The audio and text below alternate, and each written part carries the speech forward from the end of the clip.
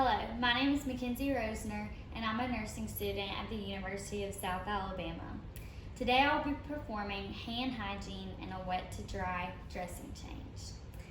Before entering the room, I'm going to verify the order, verify hospital policy, and also gather all of my equipment. Upon entering the room, I'm going to perform hand hygiene, applying antiseptic hand rub. Now, I'm going to use the patient's medical record and their armband to use two identifiers to verify the patient. And I can verify that this patient is Jaguar Jones, born on August 25th, 1963. Now I will verify if the patient has any allergies, and I can see that this patient is allergic to penicillin. So now I'll explain the procedure to my patient and provide as much privacy as possible using a curtain. Now I'll perform hand hygiene using soap and water.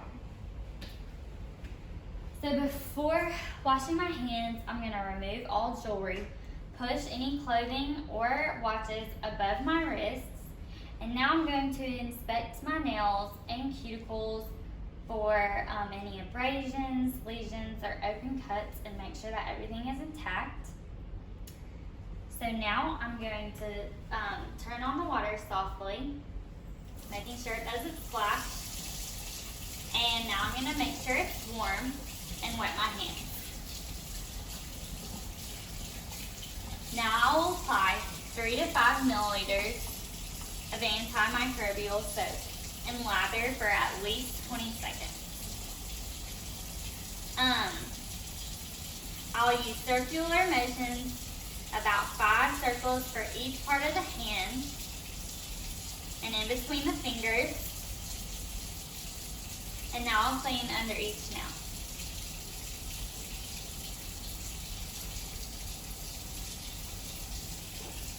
Now, I'm going to rinse the soap off my hands, and while performing hand hygiene, I always want to make sure that my hands are below my elbows.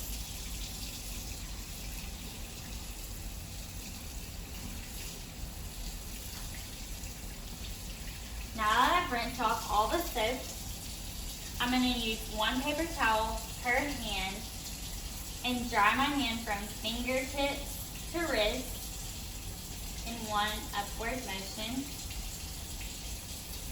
and then dispose of the paper towel, grabbing another paper towel for the other hand.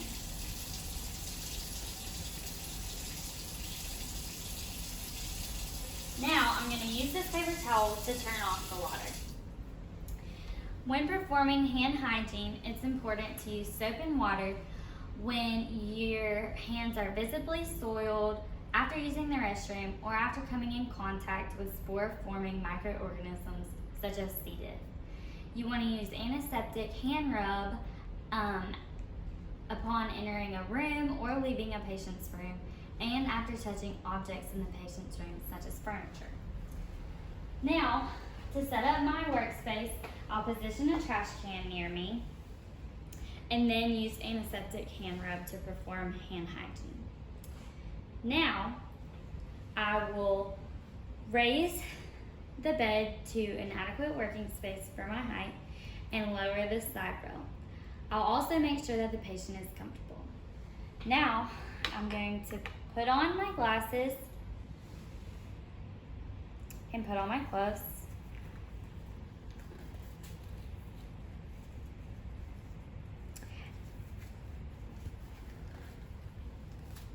And now I'm going to move the gown and expose the patient's dressing wound and their suture. I want to provide as much privacy as possible for the patient. So now I will gently pull the tape towards the wound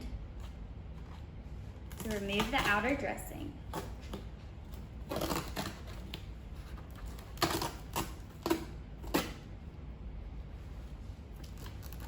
When pulling the dressing off, I'll pull it away from the patient assessing for drainage on the dressing. I will assess and note if the type of drainage, amount of drainage, color, consistency, and odor. Now I will move the inner dressing, and now I will move the inner packing. I'm going to assess and note the size of the wound, type of tissue, whether it's granulated, necrotic, or soft. And now I will also assess the odor. So now I'll palpate the peri-wound, assessing and noting for edema, redness, and if the patient reports any tenderness.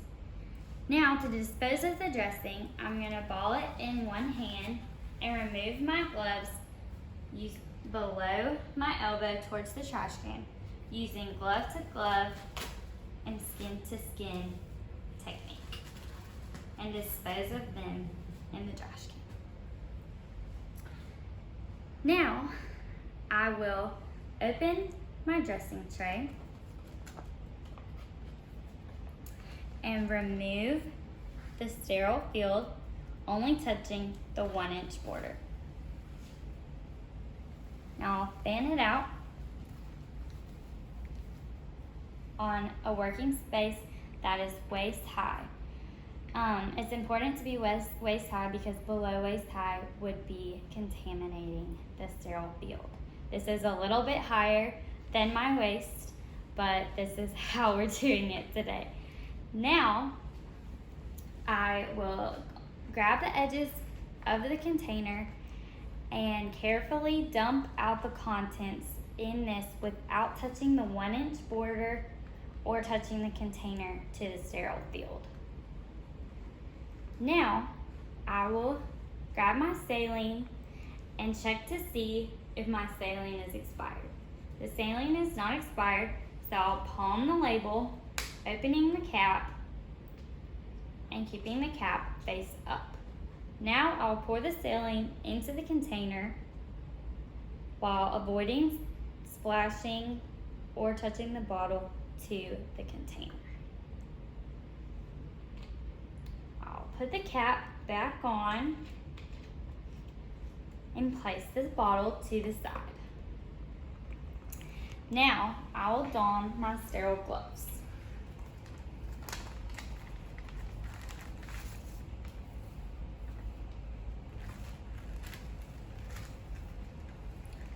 Making sure to only touch underneath and on a 1-inch border of the sterile glove packaging.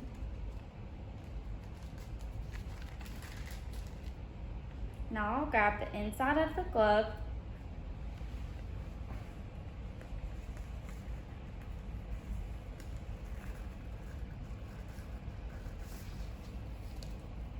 then use my 2 fingers and thumb out to put on my left hand.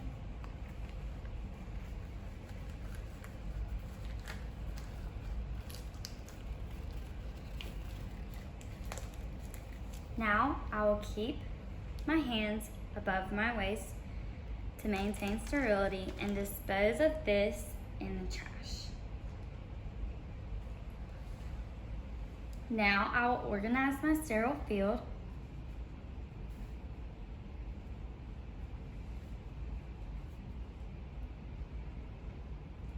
and put 5 gauze pads in the saline.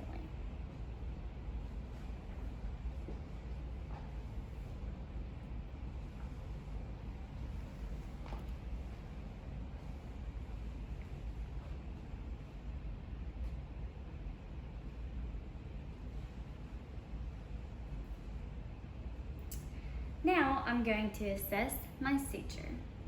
I will assess the size, the approximate edges, and any abnormalities or drainage. Now I'm going to clean the suture from least contaminated to the most contaminated.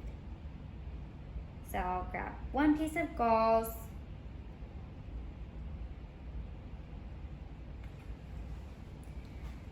get any of the excess fluid out, and hold the gauze to where my fingers do not touch the patient's skin. Now I'll clean the center of the suture in one motion and dispose of the gauze in the trash. Now I'll repeat this step for the right side of the suture.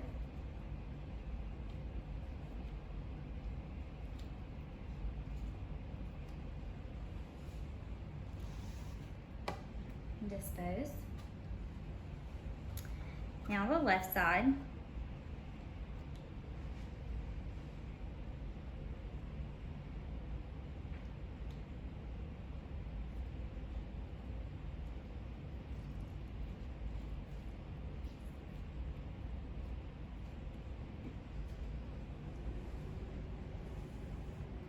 And dispose.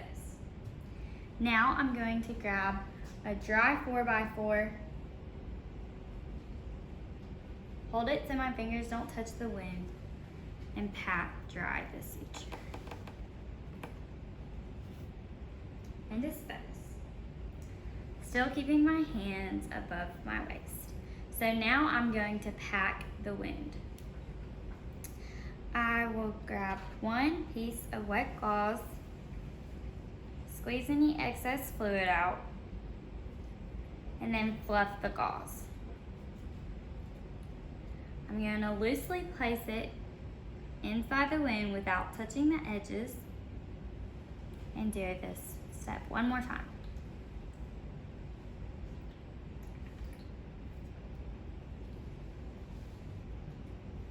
Fluffing the gauze out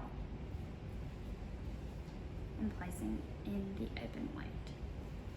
Now, I'm going to grab a dry 4x4 and place it over the wound. Now, grabbing my ABD pad, only touching the blue line side, I'm going to place it on top of the wound. Now I can remove my sterile gloves.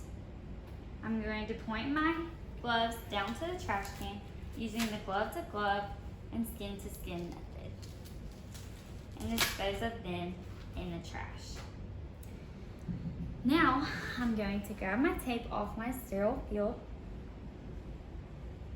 and tape the ABD pad to the patient. Normally, I would write on a piece of tape the date, the time, and initial it.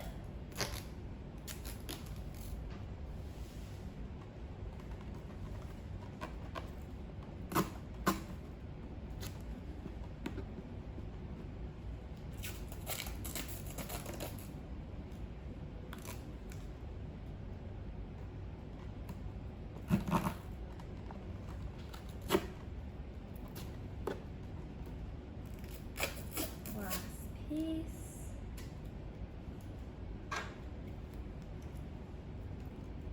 Now, I will return the patient back to its comfortable position. I'll lower the bed to the lowest position possible, and I'll raise the side bell. Now I'll perform hand hygiene with antiseptic hand rub and discard of all of my supplies. After this, I will document my findings for the intact suture and intact wound. I will also document any abnormalities, and I will document how the patient tolerated the procedure. Thank you.